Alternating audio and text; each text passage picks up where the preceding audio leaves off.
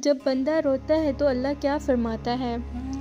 جب بندہ ٹوٹے دل کے ساتھ روتا ہے، جب آنسو خاموشی سے رخساروں پر بہتے ہیں اور زبان الفاظ کا ساتھ چھوڑ دیتی ہے، تب اللہ اپنے بندے کے سب سے قریب ہوتا ہے۔ وہ فرماتا ہے، میرے بندے، میں تیرے دل کی صدا سن رہا ہوں، تیرے آنسو مجھ سے چھپے نہیں۔ انسان لوگوں کے سامنے مضبوط بننے کی کوشش کرتا ہے، مگر اللہ کے سامنے اس کی کمزوری عبادت بن جاتی ہے۔ جو آنسو صبر، توبہ اور امید کے ساتھ گرتے ہیں، اللہ انہیں ضائع نہیں ہونے دیتا۔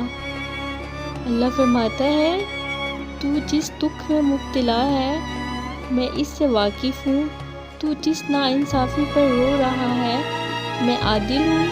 بندے کے آنسو اس بات کی گواہی دیتے ہیں کہ اس کا دل اب بھی اللہ سے جڑا ہے۔ یہی تعلق رحمت کو کھینچ لاتا ہے۔ اللہ اپنے بندے کو تسلی دیتا ہے کہ ہر رات کے بعد سحر ہے، ہر مشکل کے بعد آسانی ہے۔